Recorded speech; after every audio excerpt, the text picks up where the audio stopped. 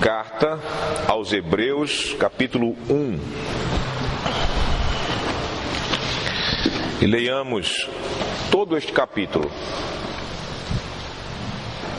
Diz assim: havendo Deus outrora falado muitas vezes e de muitas maneiras aos pais pelos profetas, nestes últimos dias nos falou pelo Filho, a quem constituiu herdeiro de todas as coisas, pelo qual também fez o universo. Ele, que é o resplendor da glória e a expressão exata do seu ser, sustentando todas as coisas pela palavra do seu poder. Depois de ter feito a purificação dos pecados, assentou-se à direita da majestade nas alturas, tendo se tornado tão superior aos anjos quanto herdou mais excelente nome do que eles. Pois a qual dos anjos disse jamais: tu és meu filho, eu hoje te gerei. E outra vez: eu lhe serei pai, e ele me será filho. E novamente, ao introduzir o primogênito no mundo, diz: e todos os anjos de Deus o adorem. Ainda quanto aos anjos, diz: aquele que a seus anjos faz ventos e a seus ministros labareda de fogo. Mas acerca do Filho, o teu trono, ó Deus, é para todo sempre, e cetro de equidade é o cetro do seu reino. Amaste a justiça e odiaste a iniquidade. Por isso Deus, o teu Deus, te ungiu com o óleo de alegria como a nenhum dos teus companheiros. Ainda, no princípio, Senhor, lançaste os fundamentos da terra, e os céus são obra das tuas mãos. Eles perecerão, tu, porém, permaneces. Sim, todos eles envelhecerão qual veste. Também, qual manto os enrolarás, e como vestes serão igualmente mudados. Tu, porém, és o mesmo, e os teus anos jamais terão fim. Ora, a qual dos anjos jamais disse: assenta-te à minha direita, até que eu ponha os teus inimigos por estrado dos teus pés? Não são todos eles espíritos ministradores enviados para serviço a favor dos que hão de herdar a salvação? Agora vamos para o texto do nosso catecismo, domingo de número 13, Catecismo de Heidelberg.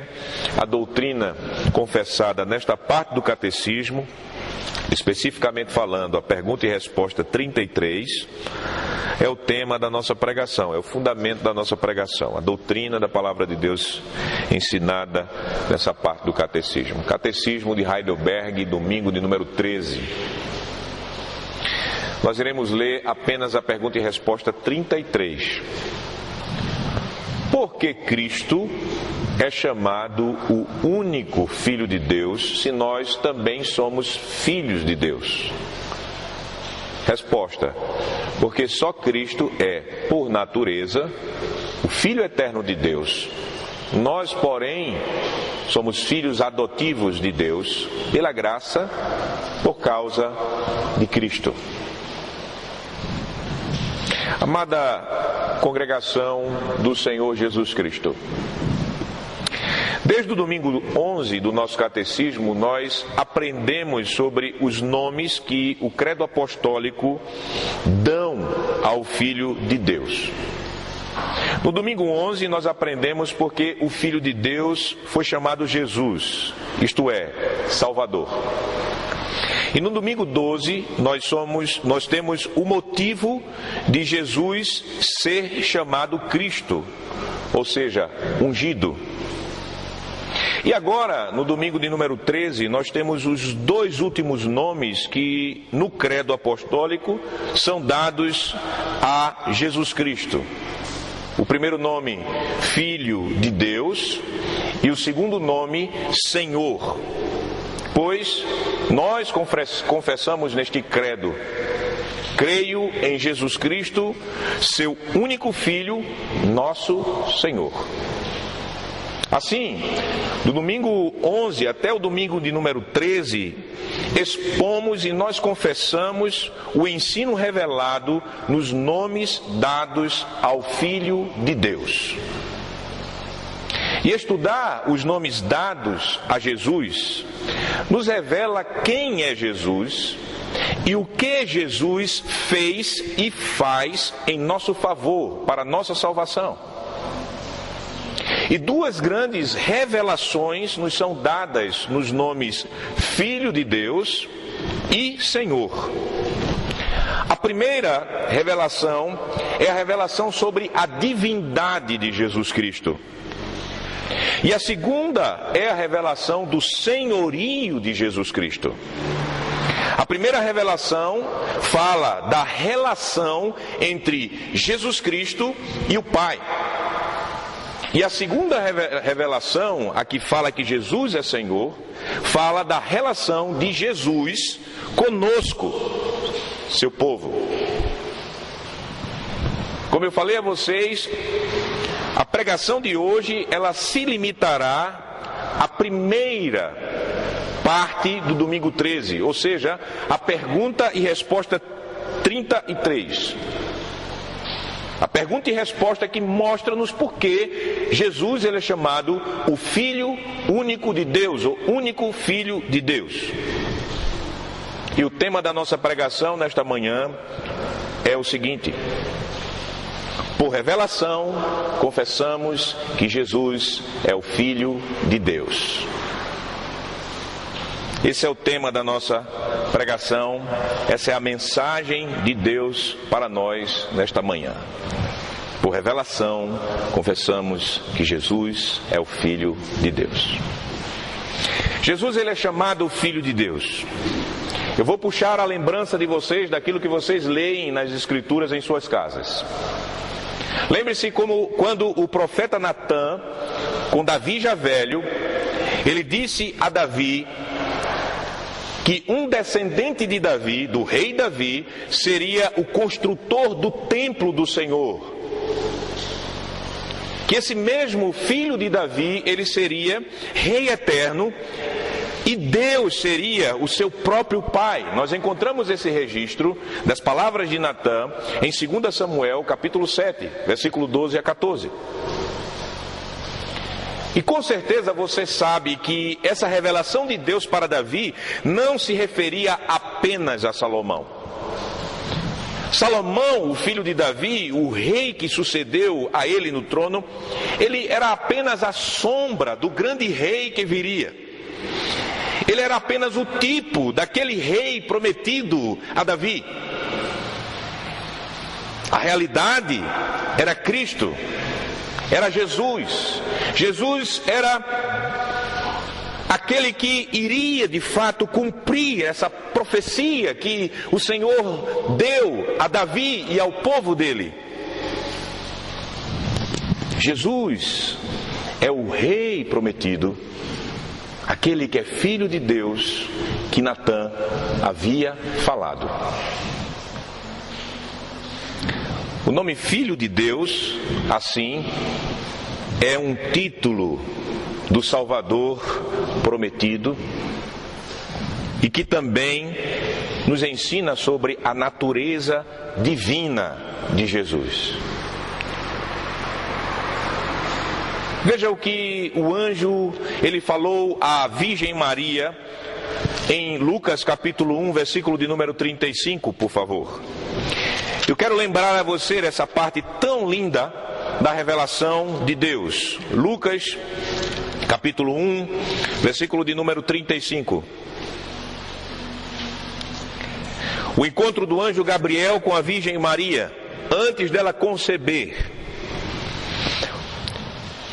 O anjo disse o seguinte a Maria, Lucas 1, 35. Respondeu-lhe o anjo: descerá sobre ti o Espírito Santo, e o poder do Altíssimo te envolverá com a sua sombra. Por isso, também, o ente santo que há de nascer será chamado Filho de Deus.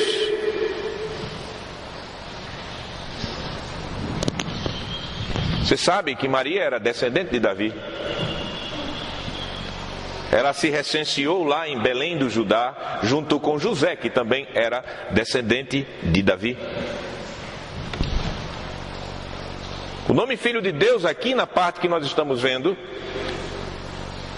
serve também para declarar que Jesus é o Filho do Altíssimo. O Altíssimo é Deus, o Pai, aquele que escolheu Israel, aquele que disse que Israel era seu primogênito, é o Salvador.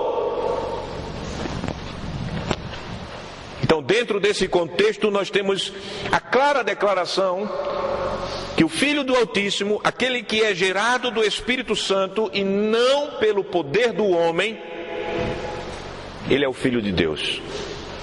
Aquele ente, aquele ser que estava que seria concebido no ventre da Virgem Maria pelo poder do Espírito. Dentro desse contexto, Filho de Deus, tanto liga Jesus à profecia de Natã, quanto revela que aquele menino que nasceria, que seria concebido e nasceria, tem a natureza de Deus. É Deus, Filho do Altíssimo. Jesus, ele foi gerado pelo Espírito Santo. Jesus, ele é Deus de Deus desde sempre. É o Deus que encarnou e revelou a graça e a glória do Pai aos homens. Assim diz o Evangelho. O apóstolo João, para provar a humanidade de Jesus, ele começou a mostrar a divindade de Jesus. Quando nós abrimos o Evangelho de João no capítulo 1, versículo 1, se você quiser abrir para ver, se não conseguir, ouça que eu vou dizer. Evangelho de João, capítulo 1, o texto sagrado diz: no princípio era o Verbo estava com Deus e o Verbo era Deus. Veja, o Verbo estava lá com Deus no princípio de todas as coisas. O Verbo é distinto do Pai porque ele estava com Deus. E o Verbo tem a mesma natureza divina porque o texto, a revelação diz que o Verbo era Deus. E o que acontece? Quem é esse Verbo? No versículo de número 14... o apóstolo João diz: e o Verbo se fez carne e habitou entre nós, cheio de graça e de verdade, e vimos a sua glória, glória como do unigênito, o único gerado, unigênito do Pai, único de mesma natureza. Isso é o apóstolo João escrevendo. Por revelação do Espírito de Deus. Aí nós chegamos lá na carta aos Hebreus, lá no capítulo de número 1, como nós lemos, o escritor aos Hebreus, um homem conhecedor do Antigo Testamento, escrevendo aos crentes que haviam sido retirados de dentro do judaísmo. E esse escritor, para estimular os crentes a viverem a confissão de Cristo Jesus, de Jesus como sendo Cristo, ele declarou acerca de Jesus o seguinte. Voltemos para o texto de Hebreus capítulo 1. No versículo de número 2. Nestes últimos dias, Deus, entenda assim, porque isso está escrito no versículo 1, Deus nos falou pelo Filho, a quem constituiu o herdeiro de todas as coisas, pelo qual também fez o universo. Versículo 3 agora. Ele, o Filho, que é o resplendor da glória e a expressão exata do seu ser, ou seja, do ser de Deus. O título de filho e a explicação que segue revelou aos crentes hebreus e a nós também que a divindade de Jesus é igual à divindade do Pai. Se o Pai é Deus, Jesus é Deus. O Filho não é um reflexo de Deus, como a luz do sol refletida num espelho e que bate na parede. Quando a gente é criança, a gente gostava de brincar com isso, né, para enlouquecer o gato de vovó. Pegava um espelhinho, aí o sol batia no espelhinho, refletia e deixava no chão, e o gato ficava pegando aquele reflexo. O texto não está dizendo que Jesus é um reflexo de Deus. O texto está dizendo que Jesus, ele é o próprio resplendor de Deus. É feito a luz do sol, a luz direta do sol. Jesus é isto. Ele é o resplendor. E o texto não está dizendo que Jesus é um semideus ou um Deus menor, mas o texto diz que Jesus é a expressão exata do ser de Deus.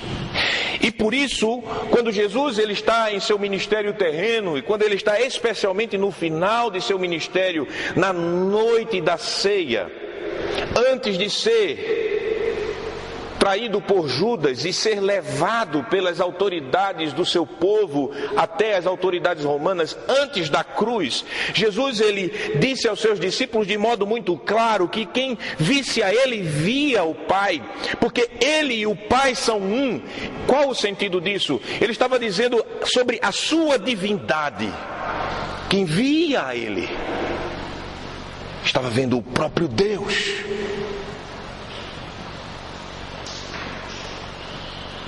Ele é de igual, sem nenhuma oscilação, natureza do Pai.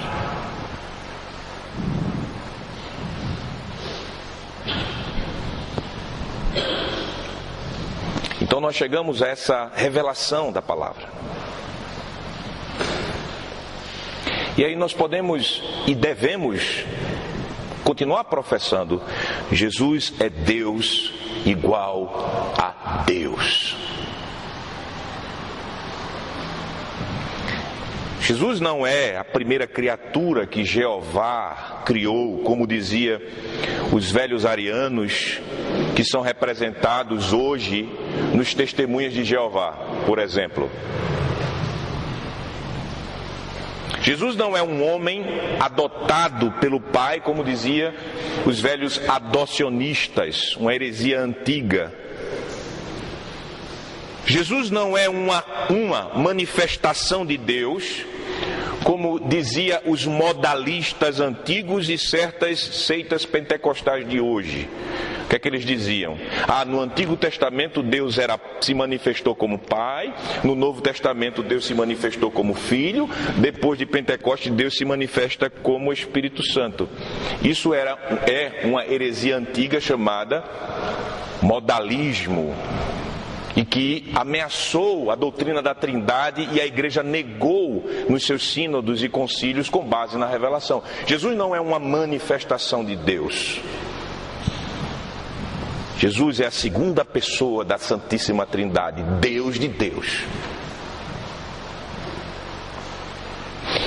Jesus não é um espírito desenvolvido, como criam certas seitas gnósticas no princípio da igreja cristã, e como os espíritas de hoje creem que Jesus é um espírito evoluído. Jesus não é isso.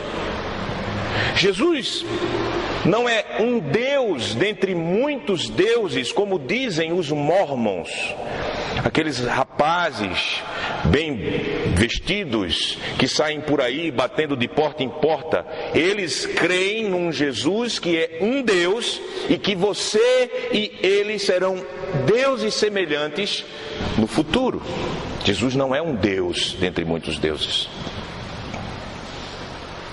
Jesus ele não é um santo homem, profeta, que criou uma seita judaica, como dizem alguns judeus até, e certos liberais, teólogos, que não creem na revelação da Sagrada Escritura. E por último, Jesus ele não é um profeta menor que Maomé, como dizem os muçulmanos. Pela revelação de Deus, nós não podemos encaixar Jesus com nenhuma dessas descrições. Pelo Evangelho. Portanto, por revelação, meus irmãos e minhas irmãs, pela obra do Espírito Santo em nossos corações, nós confessamos, nós cremos na divindade de Jesus. Divindade em nada diferente da divindade do Pai, nem da divindade do Espírito Santo. Nós confessamos isto quando dizemos que Jesus é o único Filho de Deus. Aleluia.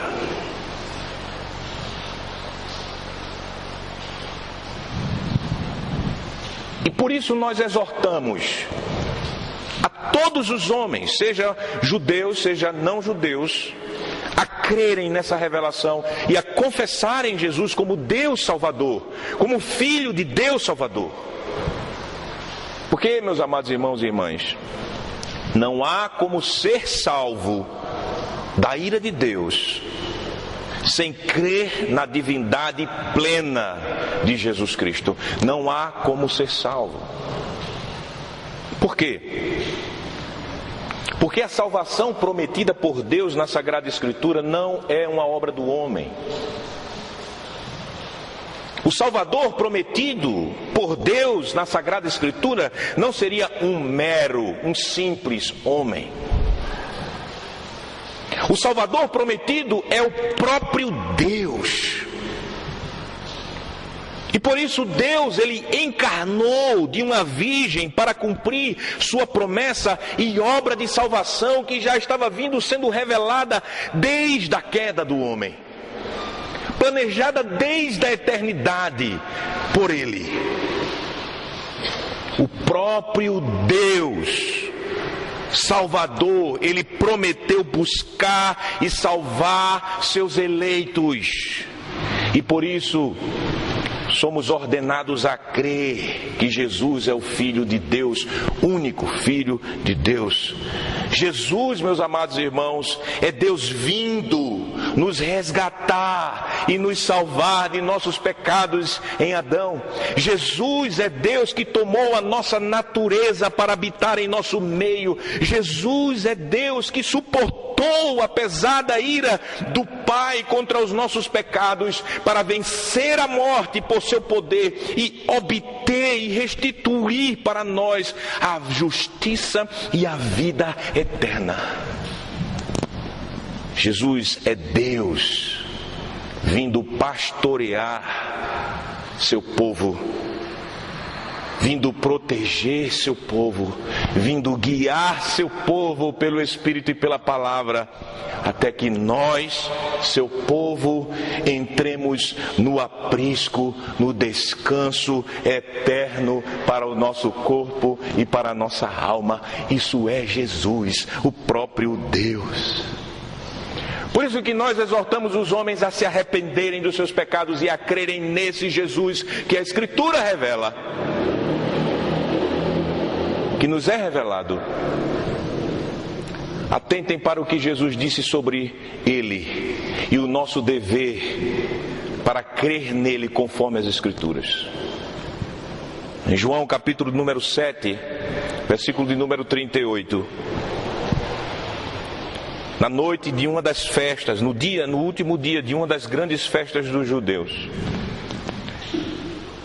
o Senhor Jesus, Ele se levantou e Ele disse, João 7,38, quem crer em mim, como diz a Escritura, do seu interior fluirão rios de água viva. Quem crê em mim, como diz a Escritura.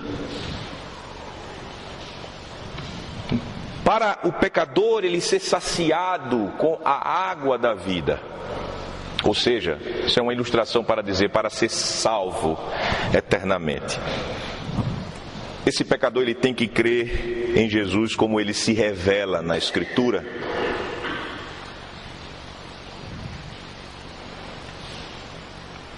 Isso implica em dizer que essa revelação da Escritura é que Jesus é Deus, igualmente ao Pai, o Deus Salvador prometido, o Deus que revela o Pai ao mundo, o Deus que salva pecadores.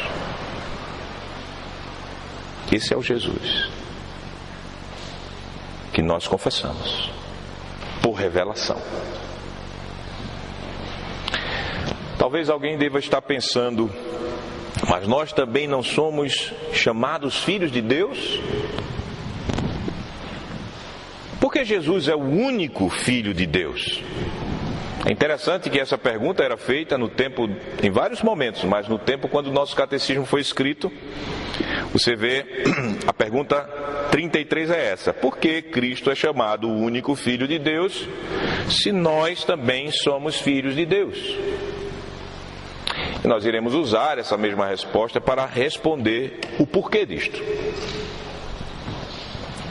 Jesus, ele é chamado o único, essa palavra que você deve chamar a sua atenção é essa: o único Filho de Deus, por quê? Veja a resposta: só Cristo é, por natureza, o Filho eterno de Deus. Primeira coisa que nós devemos observar: só Ele, por natureza, é Filho de Deus.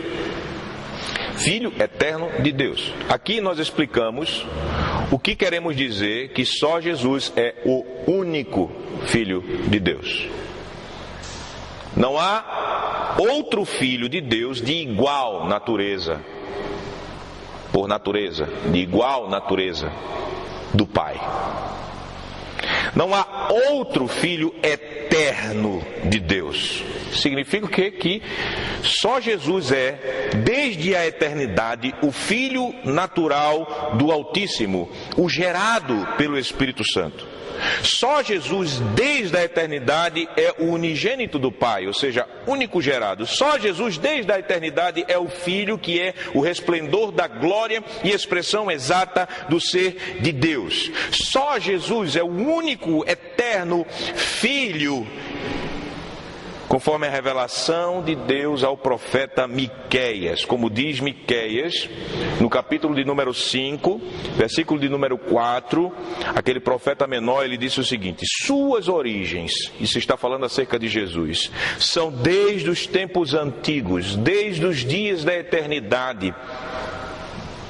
Lembre-se do que nós também lemos em Hebreus, no capítulo 1, versículo 10, que diz: ainda no princípio, Senhor, lançaste os fundamentos da terra, e os céus são obras das tuas mãos.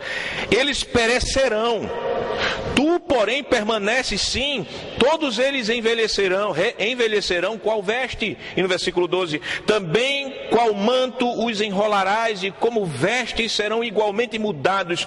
Tu, porém, és o mesmo, e os teus anos jamais terão fim. Jesus é eterno, diferentemente dos anjos e das demais criações de Deus, que tem início. Jesus não. E o escritor de Hebreus, ele está dizendo no capítulo 7, versículo de número 3, quando pega a profecia que está lá na lei, lá em Gênesis, que fala sobre Melquisedeque, aquele que era uma sombra de Jesus, o escritor aos Hebreus, ele aplica essa palavra que é dita acerca de Melquisedeque a Jesus, a realidade, não a sombra, mas a realidade figurada em Melquisedeque. Hebreus 7,3: sem pai, sem mãe, sem genealogia, que não teve princípio de dias, nem fim de existência, entretanto feito semelhante ao Filho de Deus, permanece sacerdote permanentemente, perpetuamente. Semelhante ao Filho de Deus. Então Jesus, ele é eterno, ele é Deus, sempre foi. Porque ele sempre foi o Filho? Porque o Pai nunca deixou de ser Pai. Então você não pode desassociar, não pode imaginar Jesus sendo em algum momento a segunda pessoa da Trindade, partindo a ser criado o ter a sua divindade derivada do Pai. Não é isso que a Bíblia ensina. Ele é Deus de Deus. É algo tão profundo, irmãos, que a Igreja de Cristo durante séculos não consegue definir com clareza sobre isso, e por isso se limita ao máximo a Sagrada Escritura em dizer a plena divindade de Jesus. Quem tentou entrar por esse profundo mistério, tentando elaborar conceitos que explicassem mais do que a Escritura diz acerca dessa ligação entre Jesus e Deus Pai, essa divindade igual entre Deus Pai e Deus Filho, caiu em heresias profundas e desviou muita gente dentro da igreja.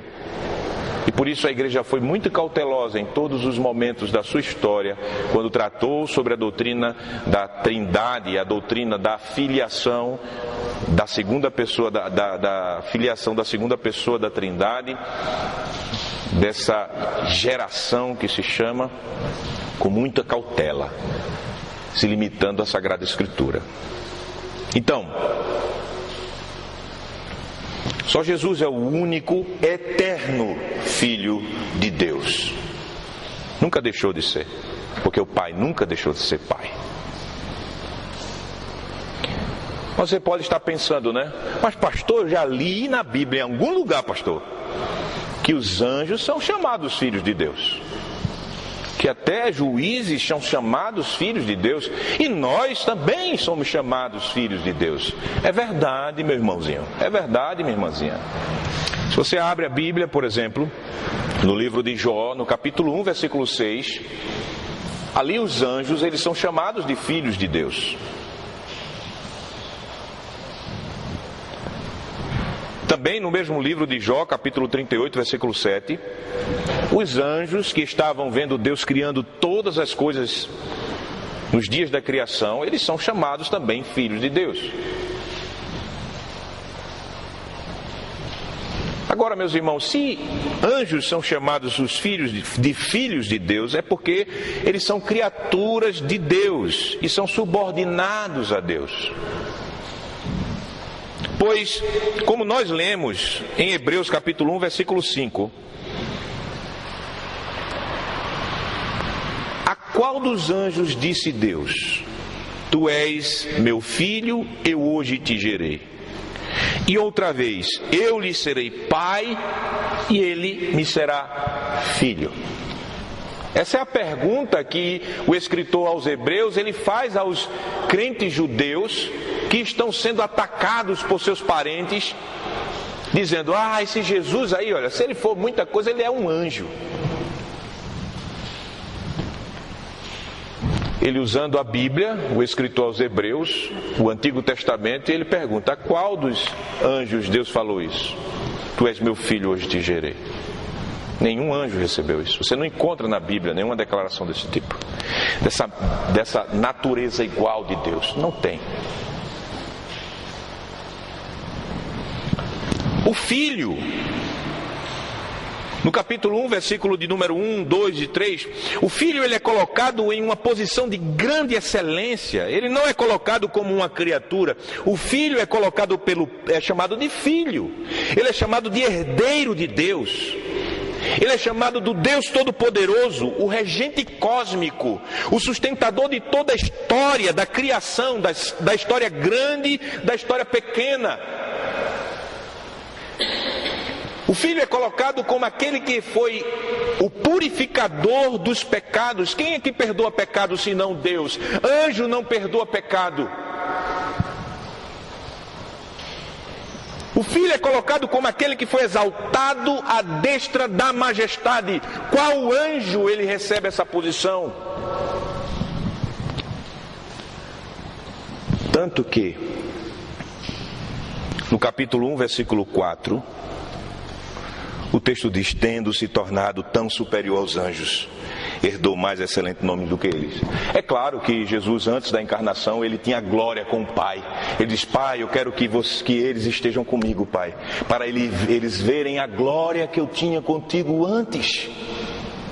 Mas aqui o escritor está falando do Cristo, ou seja, o Deus que encarnou o Deus que se revelou na pessoa do Filho, que tomou a nossa natureza para morrer em nosso lugar e nos salvar. Esse Deus encarnado, ele foi exaltado e agora à direita da majestade nas alturas há o Cristo, ao Deus verdadeiro, que é ao mesmo tempo verdadeiro homem, está lá. Ele é superior aos anjos, os anjos o adoram.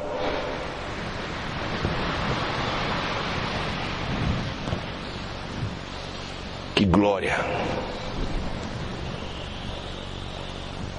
Então, não podemos achar que anjos, pelo fato de serem chamados filhos de Deus, têm a mesma natureza de Deus. A Bíblia não apresenta isso. Anjos são chamados filhos de Deus porque são criaturas de Deus e obedecem a Deus, estão submissos a Deus. A mesma coisa com os juízes. Quando você vê lá no Salmo 82, versículo número 6, os juízes, eles também são chamados, ou seja, os magistrados, eles são chamados de filhos de Deus.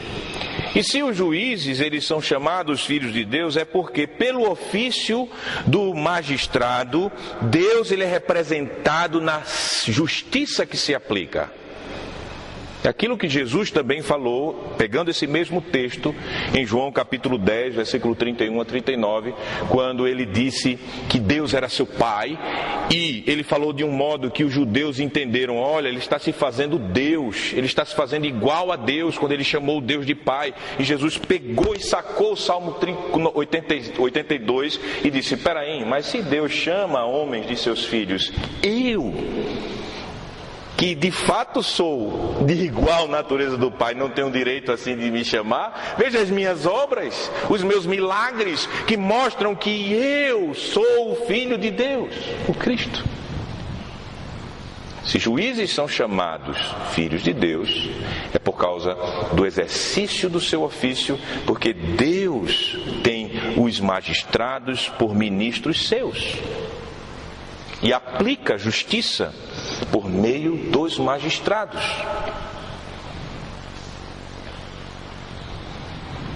Aí você deve estar pensando: é verdade. E nós, crentes? Né? Porque você tem os anjos sendo chamados filhos de Deus, juízes sendo chamados filhos de Deus e os crentes sendo chamados de filhos de Deus. Essa é a resposta mais direta. Porque Deus nos adotou. Você sabe que você pode ter filhos, gerar da sua própria união com a sua esposa ou com seu esposo, filhos. Mas muitas vezes, não poucas vezes, Deus tira dos casais essa capacidade de gerar filhos naturais. Então o que acontece? Esses casais não significam dizer que vão ficar sem filhos. Eles podem o quê? Adotar. Então a adoção é outra realidade por meio da qual os pais podem ter filhos. E aqueles filhos adotivos, eles, quanto aos seus direitos de herança, não são menores do que os filhos naturais. Eles recebem os direitos, eles recebem o amor, eles recebem o cuidado, eles recebem o poder de serem chamados filhos de seus pais que não são seus pais naturais. Os crentes da mesma forma. Deus, ele adota em amor homens, mulheres, crianças. E por isso nós somos chamados filhos de Deus. A filiação de Jesus é por natureza, como a filiação de filhos naturais com seus pais biológicos, os seus pais naturais. Mas a nossa filiação é por adoção, por graça, por Cristo. Meus amados irmãos, isso é aquilo que a Bíblia nos revela. Relação de Jesus com o Pai é de natureza igual. É Deus se relacionando com Deus. A nossa relação é por adoção. São criaturas que pela graça e por Cristo se relacionam em graça e amor com Deus.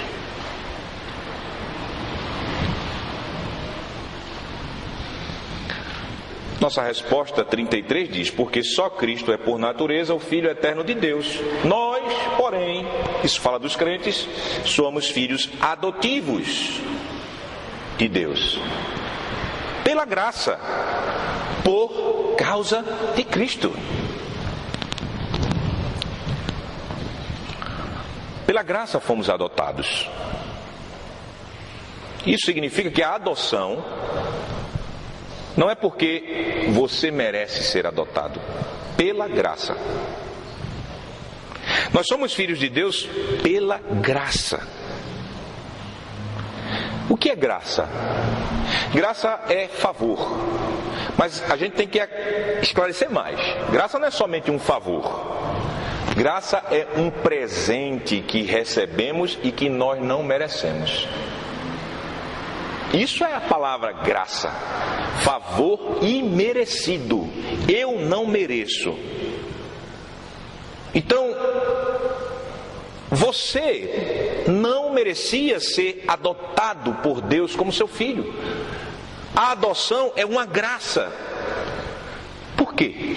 Porque desde o Éden nós nos fizemos filhos da ira de Deus. Isso é a revelação, preste atenção. Você, Léo, Rafael,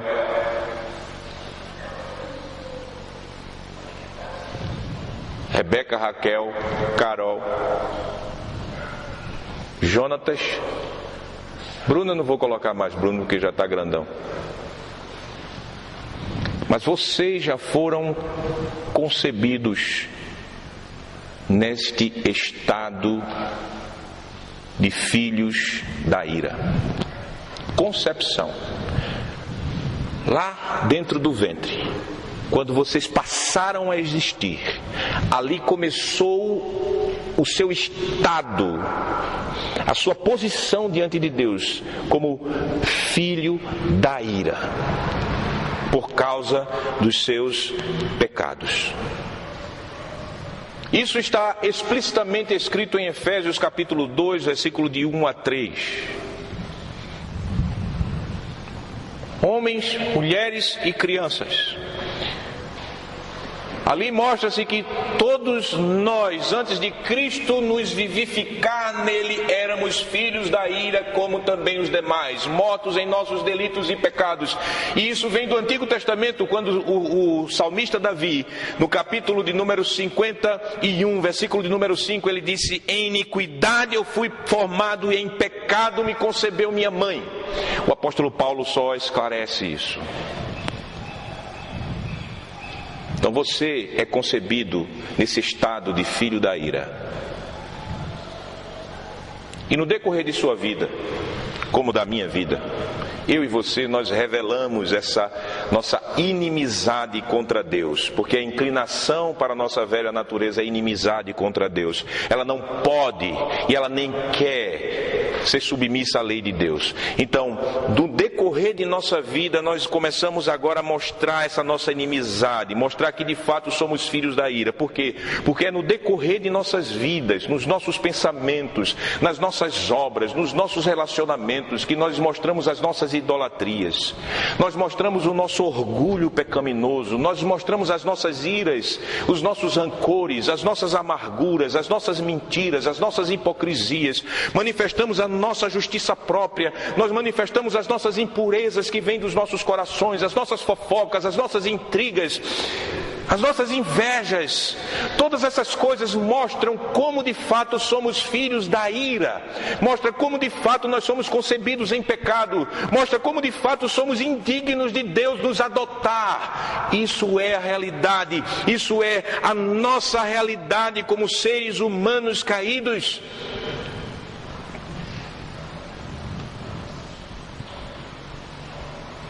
Por isso que até as nossas boas obras que fazemos, elas são totalmente manchadas, sujas, com essa nossa corrupta natureza, com essa nossa realidade como filhos da ira. Por isso que até as nossas boas obras, elas não podem ser recebidas por Deus por causa dessa imperfeição que nós temos. Elas não podem ser a base da nossa adoção. É só pela graça que somos filhos adotivos. E é pela graça por causa de Cristo. É mediante Jesus, é por meio de Jesus Cristo, o Filho único e eterno de Deus, que Deus nos adota. Jesus nos foi dado. Que palavra linda! Ele foi dado a quem não merece. Jesus nos foi dado. Para quê? Para conquistar e para garantir a nós a adoção de filhos.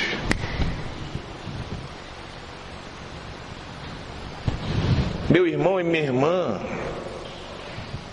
se você recebeu o direito de ser feito filho e filha de Deus,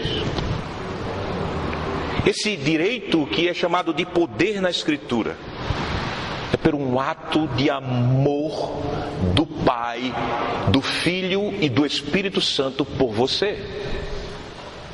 É um ato de graça.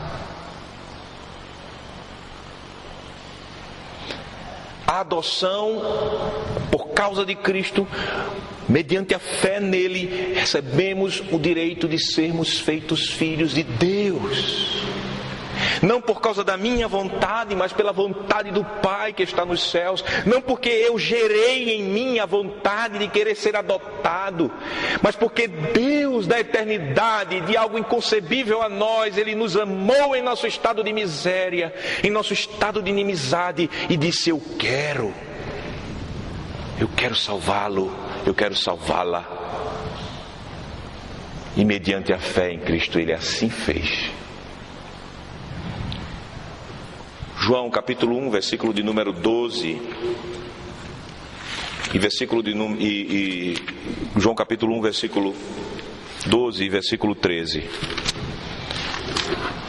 A nossa adoção mediante a fé está assim nos colocada de modo explícito. Mediante a fé em Cristo, e por isso, por causa de Cristo, somos filhos adotivos de Deus. Veja, por favor, João capítulo 1, versículo 12. Mas a todos quanto o receberam, deu-lhes o poder de serem feitos filhos de Deus, a saber, aos que creem no seu nome. Agora veja, para que você não pense que essa adoção foi você que fez, e essa fé foi fruto do seu coração. Não foi. Versículo 13. Os quais não nasceram do sangue, nem da vontade da carne, nem da vontade do homem, mas da vontade de Deus. É tão simples nós entendermos isto. Qual criança adotiva escolheu seus pais? Nenhuma. Você não vê orfanatos, tem nem um nome orfanato de pai e de mãe. Aí você pega as crianças adotivas e leva num ônibus, aí está lá um bocado de papai e de mamãe esperando as crianças. E a criança diz: eu quero aquele casalzinho ali, é tão bonitinho, eu acho ele tão legal, aquele casal. Não. Foi assim? Nenhuma criança adotada adotou seus pais. A relação natural é essa. São os pais que, com graça, amor, olha, até mesmo crianças que nem nasceram ainda, que estão no ventre da sua mãe, e diz: eu quero ela para mim. Não sabe nem a cor, nem os olhos, nem o tamanho, nem a forma, sabe nada, diz: eu te amo, eu quero você para mim. E aí recebe e dá toda a herança de amor e graça e cuidados. Não é assim na vida natural. Como a gente pode imaginar uma adoção que se baseia no homem que é adotado? Não tem como. Nem no mundo dos homens é assim. Mas no mundo, e também no mundo de Deus não. Pela graça sois salvos. Pela graça sois adotados. Por causa de Cristo Jesus. Então, por causa de Cristo nós temos certeza. Preste atenção, meu irmão, minha irmã. Foque seu cérebro e seu coração nessas palavras. Nós temos a certeza que, por causa de Cristo, somos transformados em filhos amados de Deus por adoção. E se nós pensarmos em filiação por nós mesmos, se nós pensarmos que Deus nos aceita porque nós mostramos a Ele alguma característica que o atraiu, precisamos ler o Evangelho e precisamos nos arrepender e crer no que o Evangelho diz, porque se eu vou querer chegar a Deus e conquistar a minha adoção, o único sentimento que Deus ele tem por mim, em meu estado de pecador, é ódio. Deus odeia o pecador. Deus odeia pecado.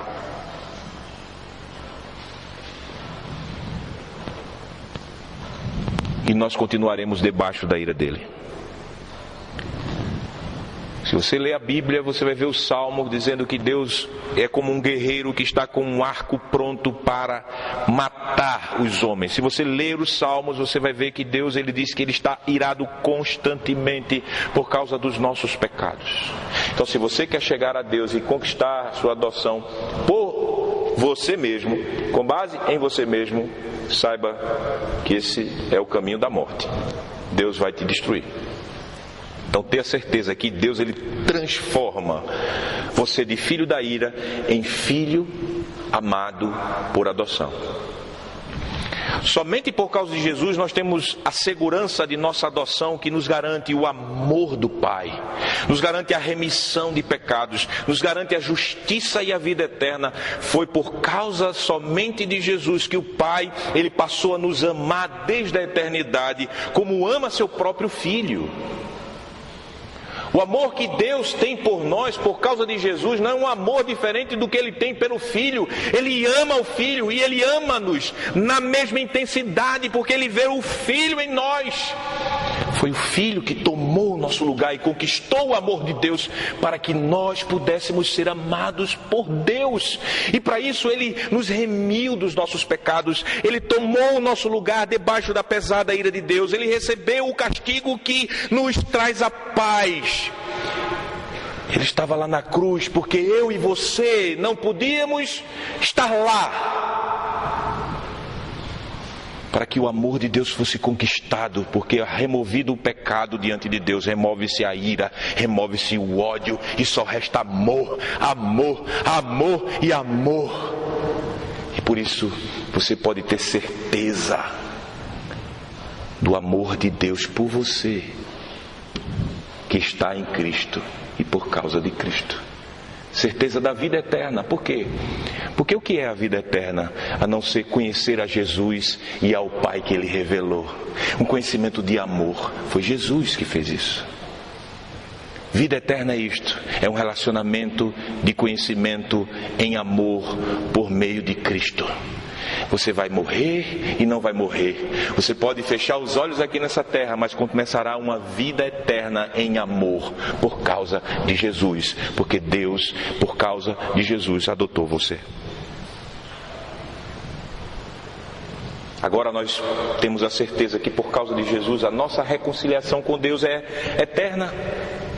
Somente por causa de Jesus nós também temos a certeza da nossa adoção. Por causa de Jesus temos certa a nossa adoção, que nos garante o dom do Espírito Santo. O Espírito Santo, que é uma promessa para os filhos de Deus, para pais e filhos.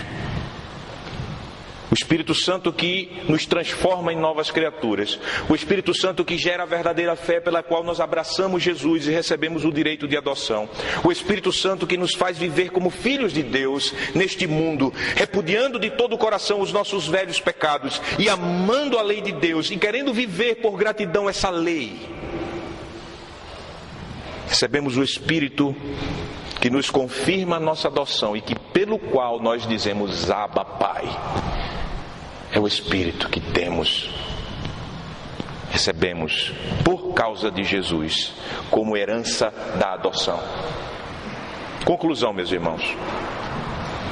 Nós podemos ver que confessamos a divindade de Jesus e a nossa adoção por causa da revelação. É uma revelação.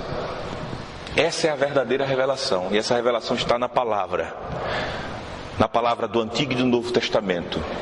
Então todos os crentes aqui estão confessando Jesus porque receberam uma revelação e pela obra do Espírito foram convencidos que essa revelação é verdade. E essa revelação mostra que Jesus é Deus igual ao Pai.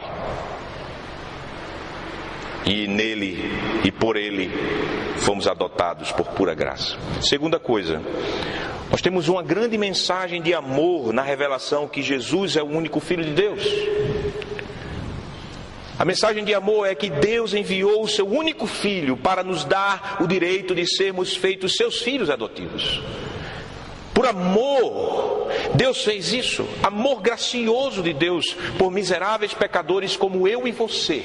Ele amou. Nunca duvide do amor de Deus por você. No dia que você estiver duvidando disso, olhe para Jesus. Pense na doutrina que você confessa, único, eterno Filho de Deus.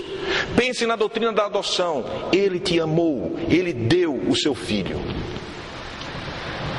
Deus, Ele encarnou. Isso é amor, para se sacrificar por seus inimigos, porque eu e você eram inimigo dele.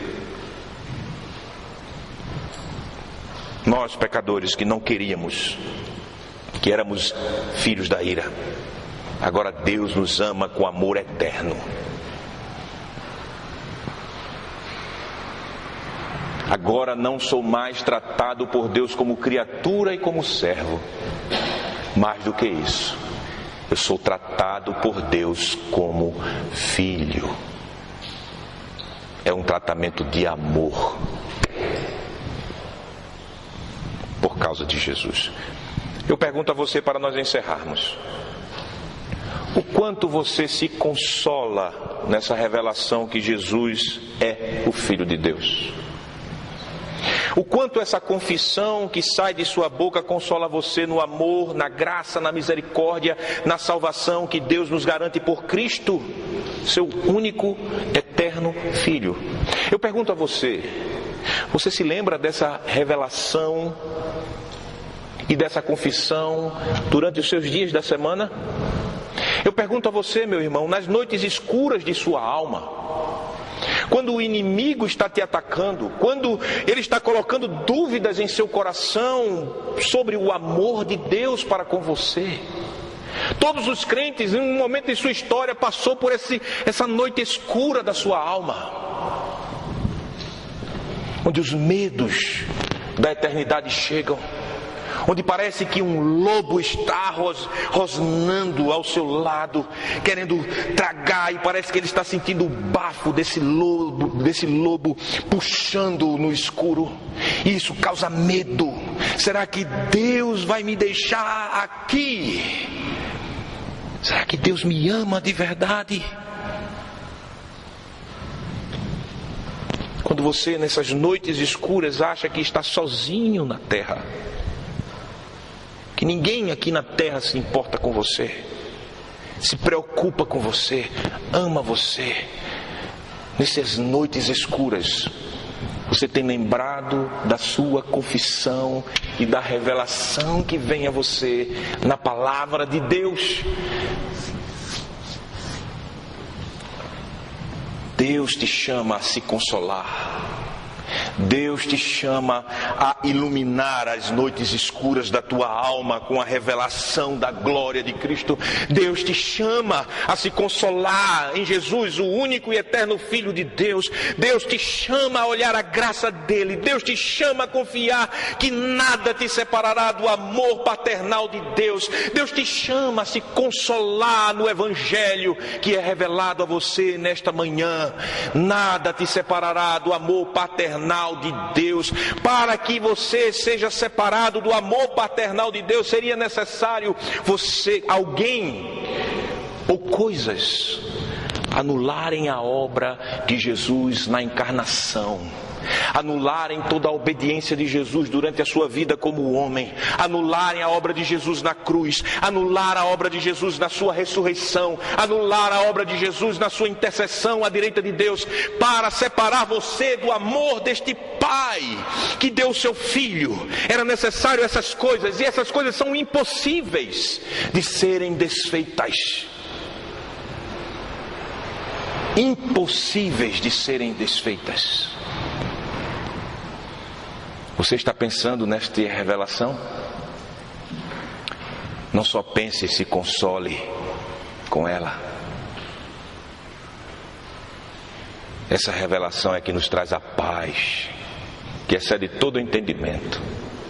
Essa revelação que torna as noites escuras de nossa alma tão claras como o meio-dia. Essa revelação que não tem como comprarmos com prata ou ouro. Que não tem como nós, de fato, entendermos por meio de ciências humanas. Uma revelação que nos traz uma paz que não se compra na farmácia, que não se ganha em consultórios. Uma paz que está no fato de que Jesus é o Filho de Deus. Amém. Oremos.